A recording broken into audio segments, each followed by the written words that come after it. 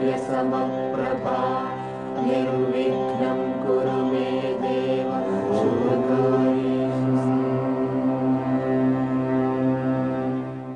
യാദവപുരിയിലെ പ്രശസ്തമായ ദ്വാരകയിലേക്ക് 3 മഹർഷിമാർ നടക്കുക. അതിലൊരാൾ വിശ്വാമിത്രനാണ്, ഒരാൾ കണ്വൻ, ഒരാൾ നാരദൻ. ഇവർ 3 പേര് ദ്വാരകയിലേക്ക് ഭഗവാനെ കാണാൻ എന്ന് തോന്നത്തക്ക വിധത്തിൽ അല്പം തിടുക്കത്തിൽ സംസാരിച്ചുകൊണ്ട് നടന്നു വരികയാണ്. ഇത് ദുർവാസാവാണ് എന്നും പറഞ്ഞു കേൾക്കുന്നുണ്ട്, പക്ഷെ ഗ്രന്ഥങ്ങളിലൊന്നും അങ്ങനെ കണ്ടിട്ടില്ല. മഹാഭാരതത്തിന് ഏതാണ്ട് 26ഓളം 25 മുകളിൽ എഡിഷൻസ് ഉണ്ട് ഭാരതത്തിൻ്റെ പല ഭാഗങ്ങളിൽ നിന്ന്. അതിൽ ഭണ്ഡാർക്കർ യൂണിവേഴ്സിറ്റിയിൽ നിന്നാണ് ഒരു പരിശോധിതമായ റീവൈസ്ഡ് എഡിഷൻ പ്രസിദ്ധീകരിച്ചിരിക്കുന്നത്. അപ്പം അതിൽ വ്യാസൻ എഴുതിയതല്ലാത്ത ശ്ലോകങ്ങളെല്ലാം അവർ മാറ്റിയിട്ടുണ്ട്. ഈ വ്യാസൻ എഴുതിയതല്ലാത്ത ശ്ലോകങ്ങൾ ഏതാണെന്ന് അവരെങ്ങനെ തീരുമാനിച്ചു എന്ന് നമുക്കറിഞ്ഞുകൂടാ. പക്ഷേ ഈ ബോറി എഡിഷനിൽ അവര് കുറേ മാനുസ്ക്രിപ്റ്റുകൾ പരിശോധിച്ചിട്ടില്ലേ ഇപ്പം ഇന്ത്യയുടെ പല ഭാഗത്തും? അതുകൊണ്ട് കാര്യമില്ല. ഇപ്പം അല്ല, അതൊക്കെ പ്രാദേശിക കഥകളായിരിക്കാം കൂടുതലും. ഞാനൊരു നാടകത്തിലെ ഒരു ഭാഗം മാത്രം അവതരിപ്പിക്കുന്നു, ഒരു സീൻ മാത്രം. അതാണ് അതിൻ്റെ സത്തായ രംഗം, അത് മാത്രം അവതരിപ്പിക്കുന്നു. അപ്പോൾ ആ നാടകത്തിൽ നിന്ന് ഞാൻ അത് മാത്രം കുറിച്ചെടുക്കും. അതിനകത്ത് 2-3 കഥാപാത്രങ്ങളുണ്ട്, അരമണിക്കൂർ. അത് പിന്നെ എൻ്റെ വീട്ടിലിരിക്കുക കുറിച്ചുകൊണ്ടുവന്ന സാധനം. ഒരു ഗവേഷകൻ വന്നിട്ട്, ഇത് യഥാർത്ഥത്തിൽ ഒരു സീനായിട്ടാണ് കേട്ടോ ആദ്യം എഴുതിയിരുന്നത്, ഞങ്ങൾ ഇന്നടുത്ത് ഇന്നാളുടെ വീട്ടിൽ ഇത് കണ്ടിട്ടുണ്ട്, ഇന്നാളുടെ വീട്ടിൽ ചെന്നപ്പോൾ അത് വളരെ പ്രാചീനമായ ഒന്നാണ്. ഞങ്ങൾ നോക്കിയപ്പോൾ അതിനകത്ത് ഒരു സീൻ മാത്രമേ ഉള്ളൂ. അപ്പോൾ ബാക്കിയുള്ളതെല്ലാം പിന്നീട് ആരെങ്കിലും എഴുതി ചേർത്തതായിരിക്കും. ഇങ്ങനെയാണ് ഇത്തരം കാര്യങ്ങളിലുള്ള ഗവേഷണം. മറ്റേത് തെളിയിക്കാൻ വേറെ മാർഗങ്ങളുണ്ട് സയൻസിലാകുമ്പോൾ. ഇതങ്ങനെ പരിശോധിക്കാൻ മാർഗമൊന്നുമില്ല. കുറച്ച് പണ്ഡിതന്മാരിരുന്നുകൊണ്ട് അവർക്ക് വേറെ പണിയൊന്നുമില്ല പണ്ഡിതന്മാർക്ക്. കാരണം യൂണിവേഴ്സിറ്റി നിയമിച്ച് വെച്ചിരിക്കുകയാണ്. ഇപ്രകാരം ആവശ്യമുള്ളത്, ഇപ്പോൾ എഴുത്തച്ഛൻ്റെ ഹരിനാമകീർത്തനം പലർക്കും ആവശ്യമുണ്ട്, വീടുകളിലിരുന്ന് ചൊല്ലാം. അധ്യാത്മരാമായണത്തെക്കാൾ ആളുകൾ കൂടുതൽ നേരത്തെ ചൊല്ലിക്കൊണ്ടിരുന്നത് ഹരിനാമകീർത്തനമാണ്. അപ്പോൾ ഹരിനാമകീർത്തനത്തിൽ നിന്ന് ചില ശ്ലോകങ്ങളൊന്നും ഒരാൾ എഴുതിയെടുത്തില്ല, കാരണം അത് അയാൾ കാണാൻ പഠിച്ചിട്ടുണ്ട്. ഇപ്പോൾ ഠ ചേർത്തുള്ളത്, അപ്പോൾ ഠ ചേർത്തിട്ടുള്ളത് അയാൾ കാണാൻ പഠിച്ചിട്ടില്ല. അപ്പോൾ അത് മാത്രം എഴുതി ഠായങ്ങൾ ഗീതം പ്രയോഗം ഉടനെ ഏകശ്രുതി എന്ന് പറഞ്ഞിട്ട് അത് എഴുതിയെടുത്തു. ഠ കഴിഞ്ഞിട്ട് ഡ അത് എഴുതിയെടുത്തു. ഢ ഢക്കാമൃതങ്ക തുടി അത് എഴുതിയെടുത്തു. പിന്നെ ഇപ്പോൾ ങാ പഠിച്ചിട്ടില്ല, ങാ അത് എഴുതിയെടുത്തു. ങാനം കണക്കയുടെ 5 അക്ഷരങ്ങളുടെ ഊനം വരുത്തി, എന്നിട്ട് അതുകൊണ്ടൊന്ന് വിട്ടു വെച്ചിരിക്കുക. അവിടെ നിന്ന് വേറെ ചിലരൊക്കെ പകർത്തി കൊണ്ടുപോയി. അപ്പോൾ യഥാർത്ഥത്തിലുള്ള ഹരിനാമകീർത്തനം ഇത്രയേ ഉള്ളൂ എന്നതിന് പല സ്ഥലങ്ങളിൽ നിന്ന്, മറ്റേ തിരൂര് അതിൻ്റെ ഒരു കോപ്പി ഉണ്ടാകും, പിന്നെ കാസർഗോഡ് അതിൻ്റെ ഒരു കോപ്പി ഉണ്ടാകും, ചിലപ്പോൾ മൈലാപ്പൂർ അതിൻ്റെ ഒരു കോപ്പി ഉണ്ടാകും, അവിടെ മലയാളികളെടുത്ത് അതിൻ്റെ ഒരു കോപ്പി ഉണ്ടാകും. കന്യാകുമാരി പോയിട്ട് അവിടെ നിന്ന് മടങ്ങി നാഗർകോവിലേക്ക് വരുന്നിടത്ത് അതിൻ്റെ ഒരു കോപ്പി ഉണ്ടാകും. അപ്പോൾ ഇതെല്ലാം കൂടി ഒരാൾ കളക്ട് ചെയ്തിട്ട് നോക്കുമ്പോൾ ഇതൊക്കെ ആകെ കുഴപ്പമാണ് കേട്ടോ. അപ്പോൾ യഥാർത്ഥത്തിൽ ഇതിനകത്ത് എഴുത്തച്ഛൻ എഴുതിയത് ഏതാണ്? അപ്പോൾ ഈ ചില അക്ഷരങ്ങൾ കൊണ്ട് വാക്കുകളില്ല. അപ്പോൾ അതിനെക്കുറിച്ച് എഴുത്തച്ഛൻ എന്താ പറഞ്ഞിരിക്കണമെന്ന് നോക്കും. തല്ലിനു മീതേ പരമില്ല. അങ്ങനെ ഉണ്ടോ? തല്ലായിരിക്കും. ഏത് കവിയും തല്ല് കിട്ടിയാൽ മര്യാദക്കിരുന്നോളൂ. അതിന് എഴുത്തച്ഛൻ പറഞ്ഞപ്പോൾ ഇത്തിരി കട്ടിയായിട്ടങ്ങ് പറഞ്ഞു തല്ല് എന്ന് പറഞ്ഞു എന്നേ ഉണ്ടാകുള്ളൂ എന്നൊരു വ്യാഖ്യാനമൊക്കെ കൊടുത്തിട്ട് ഇതിനൊരു റീവൈസ്ഡ് എഡിഷൻ ഉണ്ടാക്കുക. എന്നിട്ട് ആ റീവൈസ്ഡ് എഡിഷൻ ഉണ്ടാക്കിയ ആളുടെ പേര് രൈരു നായർ MA PhD. കേരളത്തിൻ്റെ പല ഭാഗങ്ങളിൽ നിന്നും ഈ ഗവേഷകൻ സമ്പാദിച്ചെടുത്ത കൃതികളെ ആസ്പദമാക്കി തയ്യാറാക്കിയ പുതിയ ഹരിനാമകീർത്തനം. ഹരിക്കും നാമത്തിനും കീർത്തനത്തിനൊന്നും ഒന്നുമില്ല. പക്ഷേ ഹരിനാമകീർത്തനം എന്നുള്ള കൃതിക്ക് വ്യത്യാസം വരും. അപ്പോൾ ഇന്ത്യയിലെ ജനങ്ങൾ അവരുടെ പല പല ആവശ്യങ്ങൾക്കായി ചിലപ്പോൾ ഒരാൾ വരുന്നതായിരിക്കും. ഇതെന്താണ് വായിക്കുന്നത്? ഇത് മഹാഭാരതമാണ്. ഏത് ഭാഗമാണ് വായിക്കുന്നത്? ഇത് വിധിരഹിത വാക്യമാണ്. ഞാനത് മാത്രം ഒന്ന് പകർത്തിയെടുത്തോട്ടെ. എളുപ്പം ചെയ്യാവുന്നതാണ്. അയാൾക്ക് താല്പര്യമുള്ളൊരു ഭാഗവുമാണ്, തത്വചിന്താപരമാണ്. അത് പകർത്തിയെടുത്തു. അങ്ങനെ കുറേ ആളുകൾ പകർത്തിയെടുത്തു എന്നിരിക്കട്ടെ. അങ്ങനെ പകർത്തിയെടുത്ത് കഴിഞ്ഞിട്ട് അവസാനം ഇതെല്ലാം കണ്ടുപിടിക്കുമ്പോൾ ഈ മഹാഭാരതം ഉണ്ടല്ലോ, മഹാഭാരതം വിധിരഹിത വാക്യം മാത്രമേ ഉണ്ടായിരുന്നുള്ളൂ ആദ്യം. ബാക്കിയുള്ളതെല്ലാം പിന്നീട് ഓരോരുത്തരായിട്ട് കൂട്ടിച്ചേർത്താണ്. തവഴി ശിവശങ്കരപ്പിള്ള, പിന്നെ അതിൻ്റെ അപ്പുറത്തുള്ള എടത്വ കേശവദേവ്, പിന്നെ അതിൻ്റെ അപ്പുറത്തുള്ള അമ്പലപ്പുഴ മുഹമ്മദ് ബഷീർ, ഇവരെല്ലാവരും കൂടി പിന്നീട് എഴുതി വലുതാക്കിയതാണ് ഈ മഹാഭാരതം എന്ന് പറയുന്ന സംഗതി. ഓ അങ്ങനെയാണല്ലേ? അങ്ങനെയാണ്. ആയിക്കോട്ടെ. ഇതാണ് ഈ ഭണ്ഡാർക്കർ യൂണിവേഴ്സിറ്റിയിലെ റീവൈസ്ഡ് എഡിഷൻ എന്ന് പറയുന്നത്. ഇത് പുറത്തു പറഞ്ഞാൽ തല്ലുള്ളൂ. പക്ഷെ അവര് കുറേ ഇതുപോലെ ഉപേക്ഷിച്ചതെല്ലാം കൂടെ അപ്പൻഡിക്സ് ആയിട്ട് കുറേ ചേർത്തിട്ടുണ്ട്. അതായത് ഇത് വ്യാസന്റെ അല്ല എന്ന് പറഞ്ഞ് തള്ളിയത്. പക്ഷെ ഈ ദാക്ഷിണാത്യ പാഠത്തിലൊക്കെ ഹരിവംശത്തിന്റെയും ഒക്കെ ദാക്ഷിണാത്യ പാഠത്തില് ഇവര് ഒത്തിരി വ്യത്യസ്തങ്ങളായ കഥകളുണ്ട് അല്ലേ? അത് ഇങ്ങനെ വരുന്നതാണ് പലതും.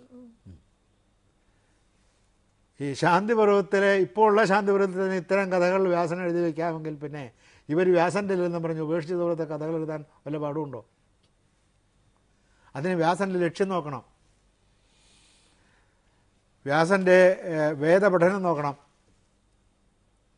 വ്യാസൻ്റെ രചനയുടെ ബാഹ്യവും ആഭ്യന്തരവുമായ സ്വഭാവം നോക്കണം. ഇത് ആദ്യമായിട്ടൊരു ലിഖിത രൂപത്തിലേക്ക് കൊണ്ടുവന്ന് പ്രസിദ്ധീകരിച്ചത് ആരാ? വാരാണസി.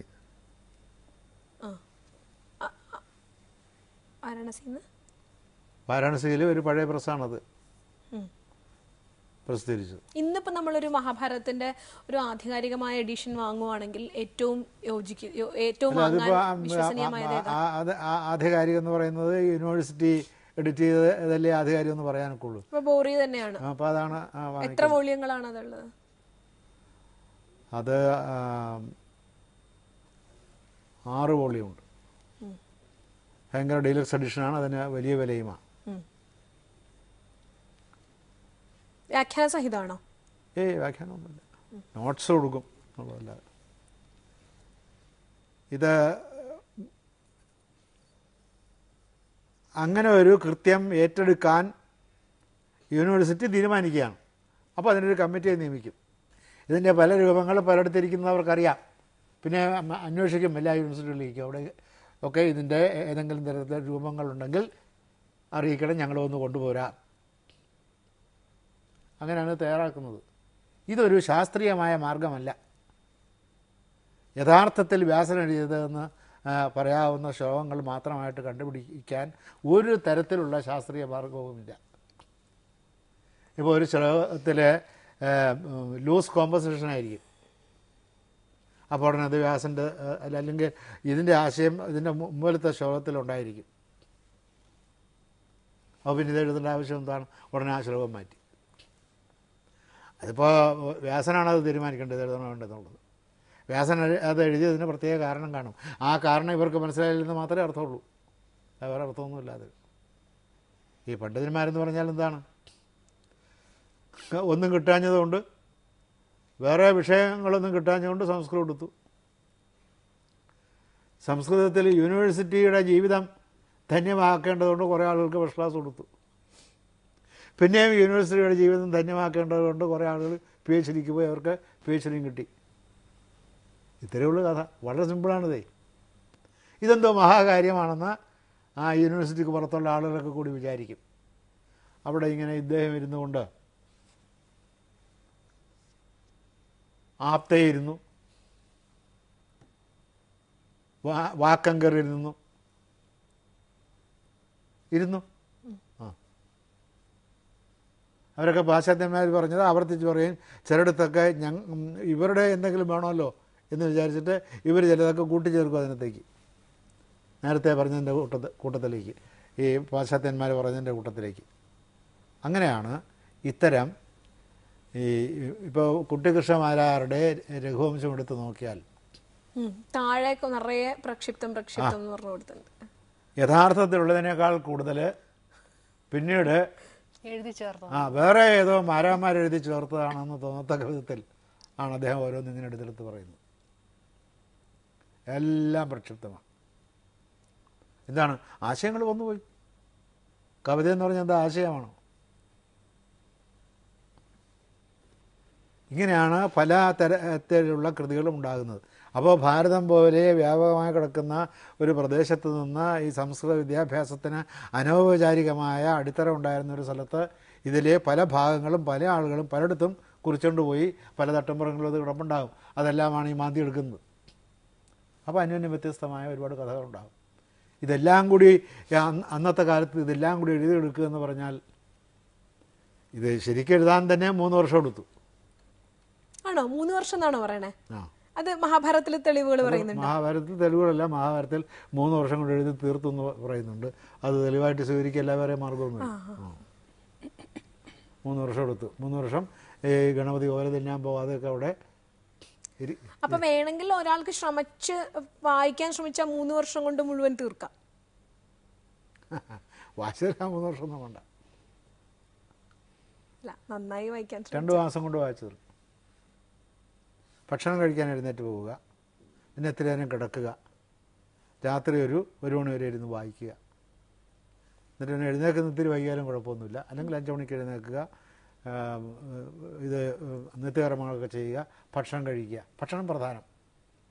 അല്ല, ഞാൻ ഗൗരവമായിട്ട് ചോദിക്കുക. ഇപ്പൊ സംസ്കൃതത്തില് പ്രേക്ഷകർക്ക് വേണ്ടിയിട്ട് അത്ര വ്യുത്പത്തി ഇല്ലാത്ത ഒരു സാമാന്യ മലയാളി വായനക്കാരന് മഹാഭാരതം വായിക്കണമെങ്കിൽ കഥ വേണ്ട, ഗദ്യം വേണ്ട. മഹാഭാരതത്തിന്റെ ഇപ്പൊ നമ്മളെപ്പോഴും ഒറിജിനൽ വായിക്കാതെയാണ് നമ്മൾ കുറ്റപ്പെടുത്തുമ്പോഴും അതിനൊരു പരിഹാരമാണെങ്കിൽ ഏത് മാഷ്ക്ക് നിർദ്ദേശിക്കാൻ പറ്റും? അല്ല, ഏത് പുസ്തകമാണ്, ഏത് എഡിഷനാണ് ആധികാരികമായി ഒരു വായനയ്ക്ക് നിർദ്ദേശിക്കാവുന്നത്? അതിന് ഗീതാ പ്രസിന്റെ വിലയും കുറവാണ്. ചെറിയ ഹിന്ദി വ്യാഖ്യാനം, ഹിന്ദിയിലുള്ള വ്യാഖ്യാനമല്ല, അർത്ഥം, ഹിന്ദിയിലുള്ള ഒരു അർത്ഥവും കിട്ടും. മലയാളത്തിൽ അങ്ങനത്തെ ഒരു ആവശ്യം ഇല്ലേ? അത് ചെയ്യേണ്ടതല്ലേ? മലയാളത്തിലുണ്ടല്ലോ വിദ്വാൻ പ്രകാശത്തിന്റെ. അത് ഗദ്യ വിവർത്തനമല്ലേ? പദ്യമോ? അല്ല, കൃത്യമായിട്ട് പദ്യത്തിന് ഓരോ ശ്ലോകത്തിനും ഉള്ള വിവർത്തന സഹിതമായിട്ടുള്ള ഒരു, അങ്ങനെ ഇല്ലല്ലോ. അതിന്റെ സാധ്യതയില്ലേ? അത് ആവശ്യമല്ലേ? ഇപ്പൊ വാൽമീകി രാമായണത്തിനൊക്കെ വന്നിട്ടുള്ള പോലെ. വാൽമീകി രാമായണം നമുക്ക് എഴുതി തീർക്കാൻ സാധിക്കും, മറ്റേ എഴുതി തീർക്കാൻ സാധിക്കും എന്നുള്ളതിന് ഒരു ഗ്യാരണ്ടിയുമില്ല. അല്ല, വ്യാസൻ 3 വർഷം കൊണ്ട് എഴുതി. വ്യാസൻ 3 വർഷം കൊണ്ട് എഴുതിയോണ്ട് കാര്യമൊന്നുമില്ല. അല്ല, മലയാളത്തിൽ അങ്ങനെ ഒരു സാധ്യത കിടക്കുന്നില്ലേ? അങ്ങനെ ഒരു സാധ്യത കിടക്കുകയും ഇരിക്കുകയും നടക്കുകയും നിൽക്കുകയും ഒന്നും ചെയ്യുന്നില്ല. ശ്ലോകവും ശ്ലോകത്തിന്റെ അർത്ഥവും കൂടി അല്ലേ നടക്കില്ലേ? ഗവൺമെന്റ് വിചാരിക്കണം അത് നടക്കും. അല്ല, ഞാൻ ആര് വിചാരിക്കുന്നല്ല, അങ്ങനെ ഒരു സാഹിത്യ ലോകത്ത് അങ്ങനെ ഒരു സാധ്യത നിലനിൽക്കുന്നില്ലേ? സാധ്യത നിലനിൽക്കുന്നുണ്ട്, ആവശ്യവും നിലനിൽക്കുന്നില്ലേ? സാധ്യത നിലനിൽക്കുന്നുണ്ട്, ആളുകൾ വാങ്ങിക്കുകയും ചെയ്യും. ആവശ്യവും നിലനിൽക്കുന്നില്ലേ? അതല്ലേ വാങ്ങിക്കുമെന്ന് പറഞ്ഞത്. വാങ്ങിക്കുകയും ചെയ്യും, വായിക്കുകയില്ല, എന്നാലും ആളുകൾ വാങ്ങിച്ചു വിട്ട് വെച്ചിരിക്കും. വല്ലപ്പോഴൊക്കെ എടുത്ത് മറിച്ച് നോക്കും.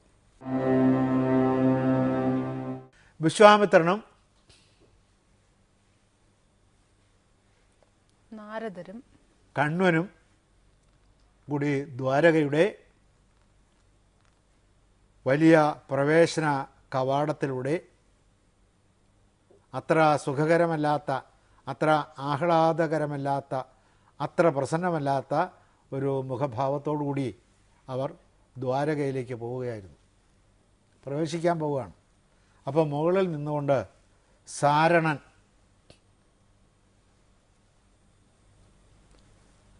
ശ്രീകൃഷ്ണൻ്റെ അനിയന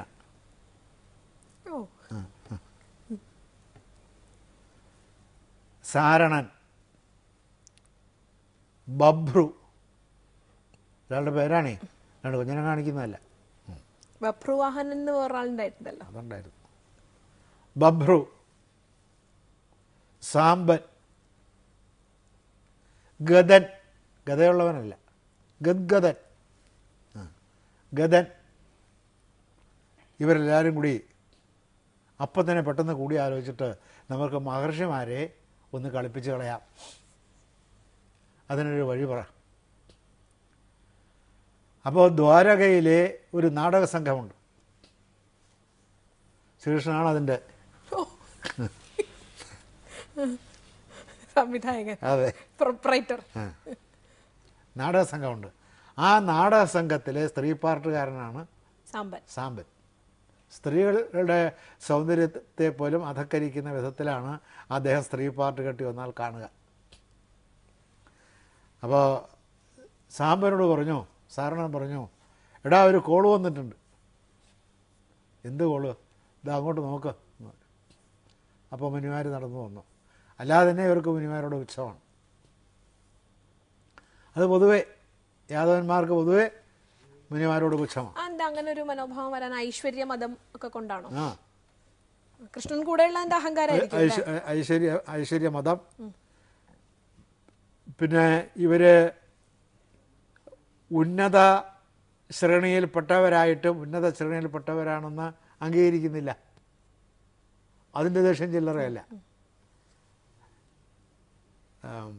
പിന്നെ യയാതിയുടെ, അതായത് ശരിക്കുള്ള ക്ഷത്രിയ വംശത്തിൽപ്പെട്ടിട്ട് അവരെ അധകൃതരാക്കി മാറ്റി, ശപിച്ച് കാടന്മാരാക്കി, അതിൽ നിന്ന് അങ്ങനെയാണ് ഇവരെല്ലാം പശുപാലന്മാരാകുന്നത്.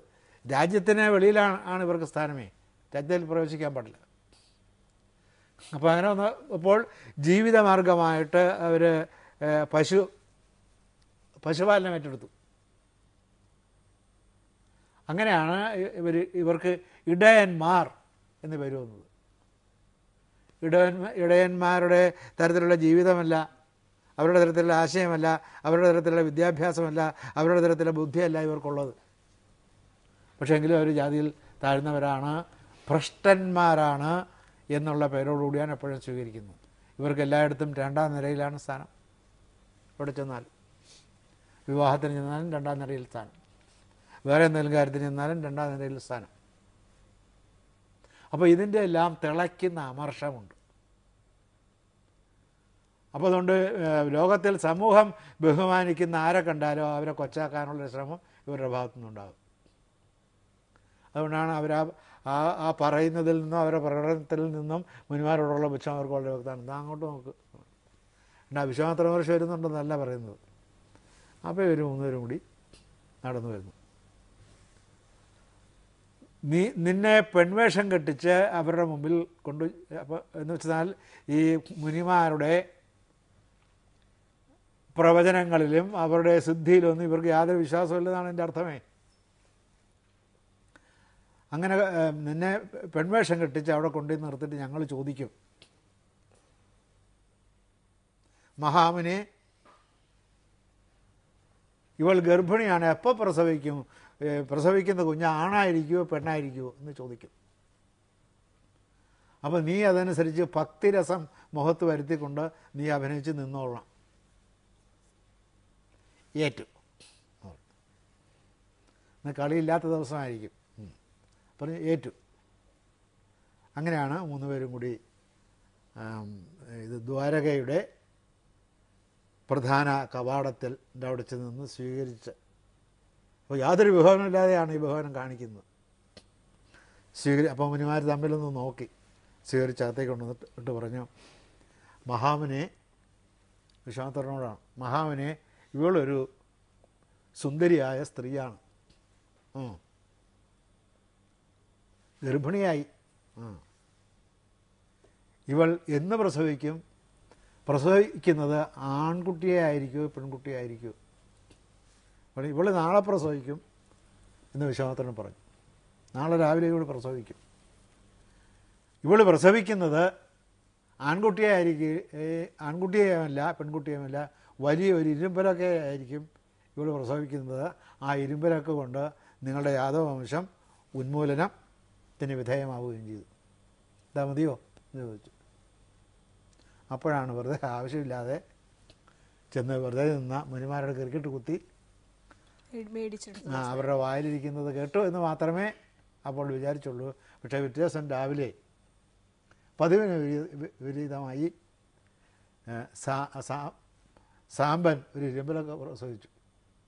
പ്രസവം ആരും പറഞ്ഞില്ല. കാരണം ഈ ഇരുമ്പലൊക്കെ ആയതുകൊണ്ട് കരച്ച് ഒന്നുമില്ല, വയറ്റാട്ടിയെ വിളിക്കേണ്ട ഒരു പ്രശ്നവുമില്ലാതെ നല്ല ഉഗ്രനൊരു ഇരുമ്പലൊക്കെ പ്രസവിച്ച് അങ്ങിട്ട് കൊടുത്തു.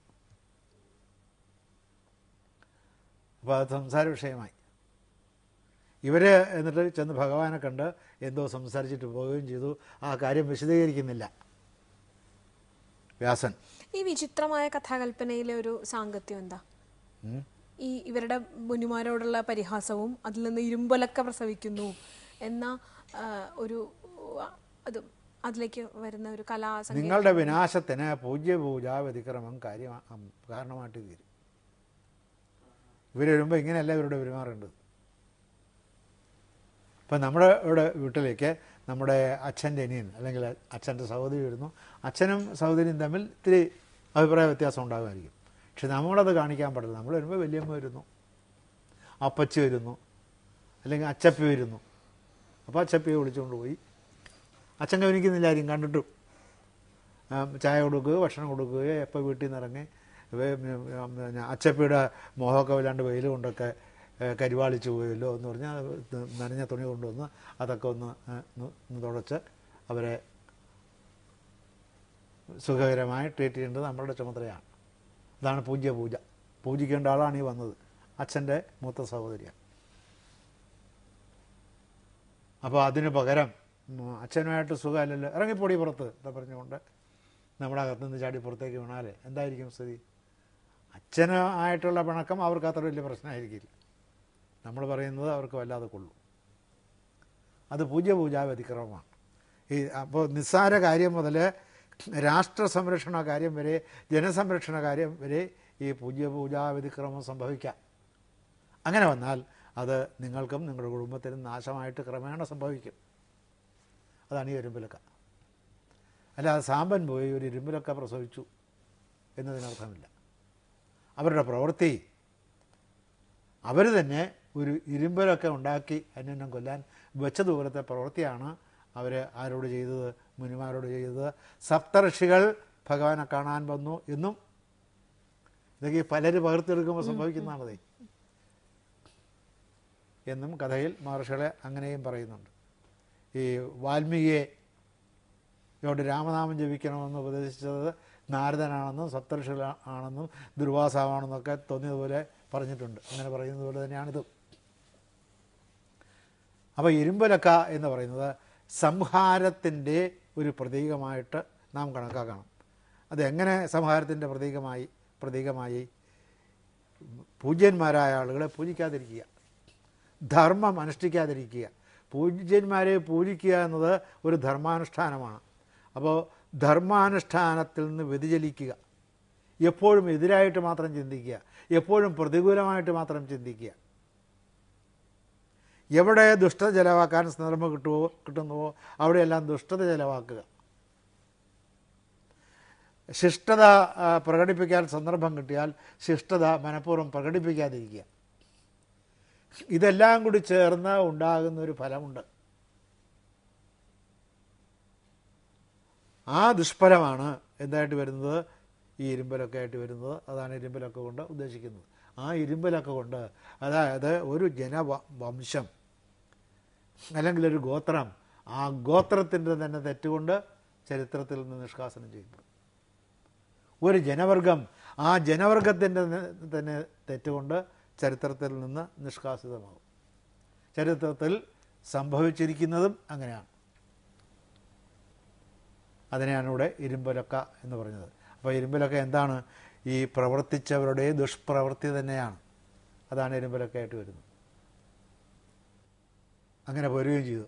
അപ്പോൾ ഇരുമ്പലക്ക എല്ലാവരും കൂടി സാത്യകി, ദാരുകൻ തുടങ്ങിയിട്ടുള്ള ആളുകൾ എല്ലാവരും കൂടി ആലോചിച്ച് ഈ ഇരുമ്പലക്ക എടുത്ത് അടിക്കാൻ വയ്യാത്ത വിധത്തിൽ അത് രാഗി രാഗി രാഗി രാഗി രാഗി രാഗി പൊടിയാക്കി പൊടിയാക്കി പൊടിയാക്കി പൊടിയാക്കി അത് കൊണ്ടുപോയി കൃഷ്ണനോട് സംസാരിച്ചിട്ടില്ല ഇതിനെക്കുറിച്ച്? കടലിൽ ഇത് എല്ലാം അറിഞ്ഞിട്ടുണ്ട്. ഇതെന്ത് ചെയ്യണം എന്നുള്ളതിന് ഒരു പ്രതിവിധി ഉണ്ടായത് കൃഷ്ണന്റെ ഭാഗത്തു നിന്നല്ല. കൃഷ്ണൻ അതിനകത്ത് ഒന്നും പറഞ്ഞതായി ഇല്ല. മുനിമാര് കൃഷ്ണനോട് പറഞ്ഞിട്ടുണ്ടെങ്കിലേ ഉള്ളൂ, അല്ലാതെ കൃഷ്ണൻ അറിയിക്കുന്നില്ല. എന്താ കാരണം? കൃഷ്ണൻ അറിയാതെ, കൃഷ്ണൻ അറിഞ്ഞാൽ ഇതെല്ലാം കേസായിട്ട് വരും. ഈ മുനിമാരെ ആക്ഷേപിച്ചതും കേസായിട്ട് വരുമല്ലോ. അതുകൊണ്ടാണ് കൃഷ്ണൻ അറിയിക്കാതെ ഇവരെല്ലാവരും കൂടി മാത്രം ഒതുക്കത്തിൽ രാവി പൊടിയാക്കി കൊണ്ടുപോയി അത് കടലിൽ കൊണ്ടുപോയി കലക്കി കളഞ്ഞു.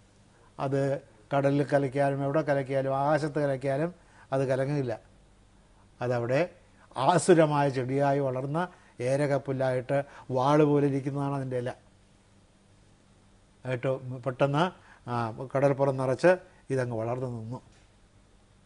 അപ്പോൾ മനുഷ്യൻ ചെയ്യുന്ന ദുഷ്കർമ്മം ആ വ്യക്തി പോയാലും ആ രാജ്യം പോയാലും ലോകത്തിൽ ആ ദുഷ്കർമ്മം ദുഷ്കർമ്മമായിട്ട് കിടന്നുകൊണ്ട് രാജ്യത്തെയും ജനങ്ങളെയും ഭാവി തലമുറകളെയും ഉപദ്രവിച്ചുകൊണ്ടേയിരിക്കും. അതുകൊണ്ട് അവർ ചെയ്ത തെറ്റിൻ്റെ ഫലം മാത്രമല്ല അവരനുഭവിക്കുന്നു.